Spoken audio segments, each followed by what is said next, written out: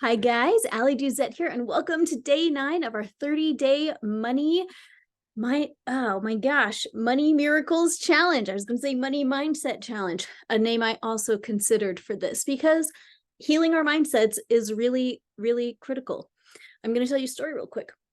This happened shortly after I got married. Well, no, I mean, I would probably been married for about 3 years, and I had a baby, and we were in Bed Bath and Beyond, and our total bank account at that time maybe had $50 in it. I mean, like, we had no savings. We had like $50 on the entire face of the earth. And I can't remember, I was returning something or something at Bed Bath and Beyond, or maybe I was just walking through. I don't know why I was there. But on the way out, I saw a cute little rug, and I wanted it for my entryway.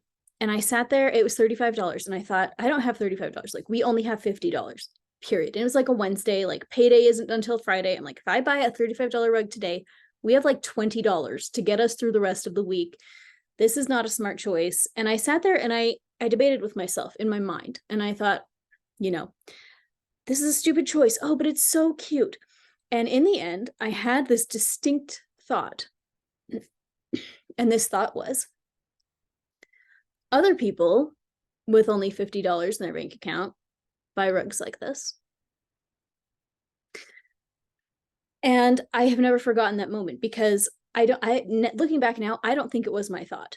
I think it was possibly a thought from a negative entity, shall we say, which I know it sounds kind of crazy, but at this point in my life, I do believe that things like demons do want us to have a terrible financial experience. I just believe that they're here to make our life terrible on this earth. And one great way to ruin people's lives is to ruin their financial security, right? And so, but in the moment, it was like hearing a voice being like, other people do it, you could do it.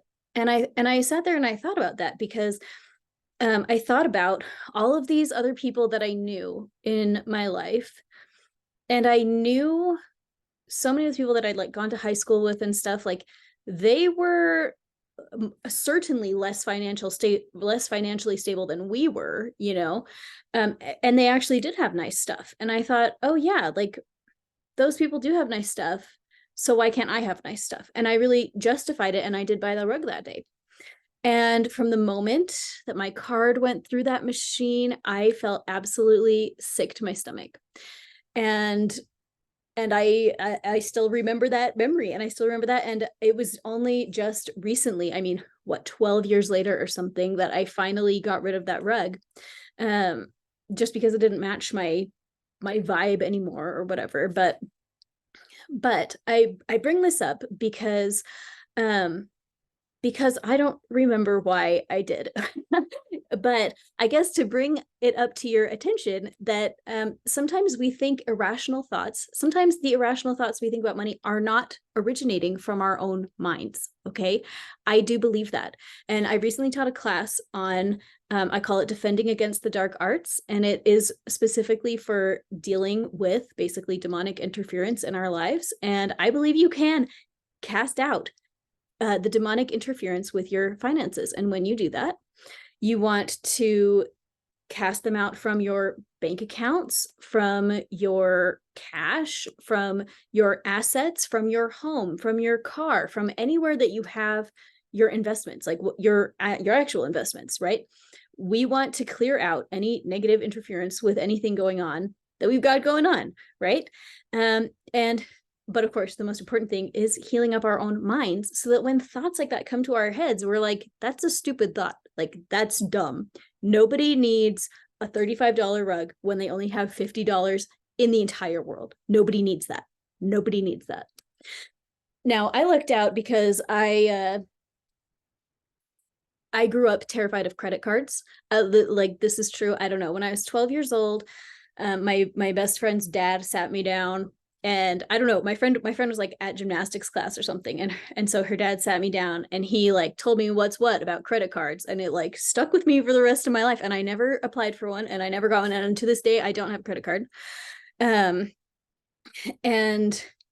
so, like, looking back at that experience, I now I just feel glad that I didn't justify that purchase based on credit, because I can see, like, looking back at it through that lens, having easy access to credit cards can make purchases like that really easy. Well, I'll just pay it off later, you know? And for me, I have never thought that way, and I plan to never think that way.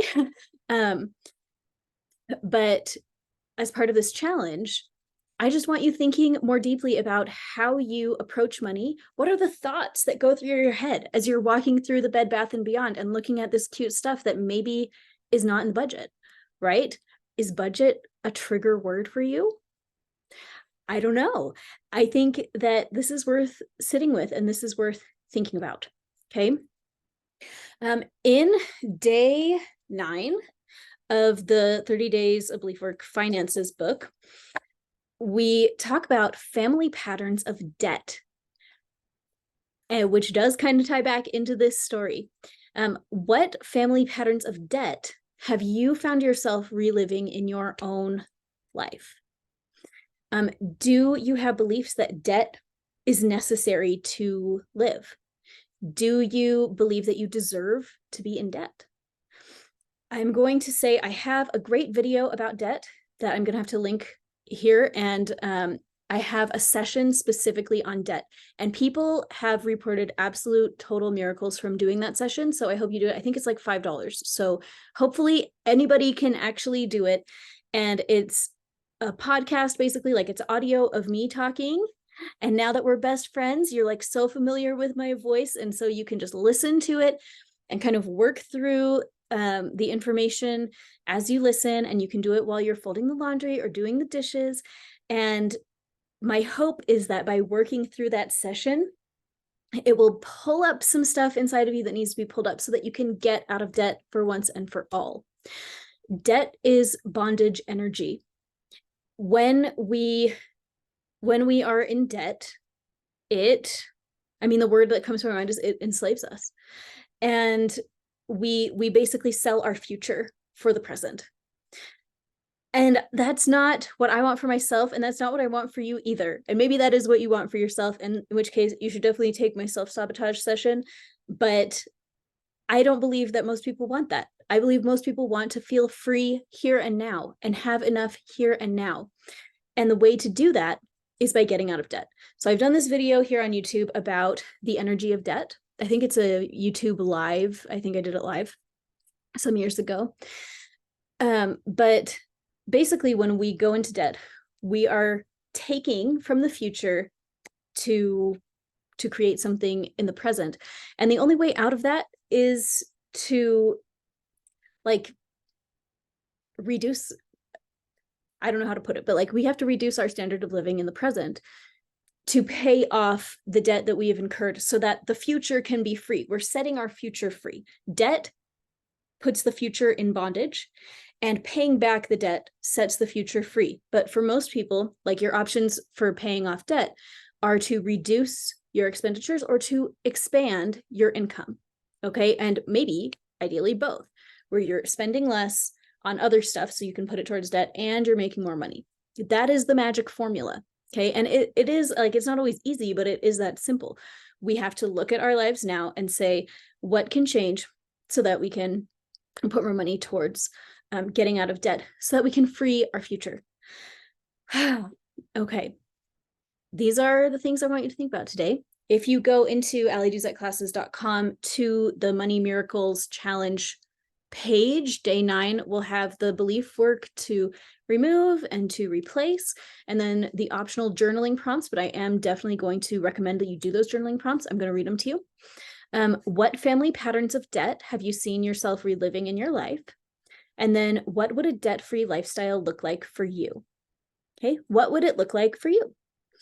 And I don't know what that's been one of my hopes for this this 30-day challenge, is for all of us to reduce the amount of debt that we find ourselves in. And I don't know, if you do, I will be very interested to hear your experience with this. And yeah, I'll have to go link my other videos about debt below and the debt session because it's so good. But today, can this be a wake-up call? If you have not if you have not been awake on the job with this, it is possible to reduce our debt. It is possible to have divine intervention show up and help us clean up our debts. That's kind of like the point of Christianity, right? Like the idea is that Jesus pays other people's debts, right? He's paying my debt. He's paying your debt. What if this could be the case financially? I'm just going to throw that out there, something to think about. What would it look like for God to pay our debts? Literally, your student loan. What would it look like for God to pay your medical debt? What would it look like for God to pay off your house? What would that look like? That, I want you to journal on that too. What would it look like if God paid off my debts?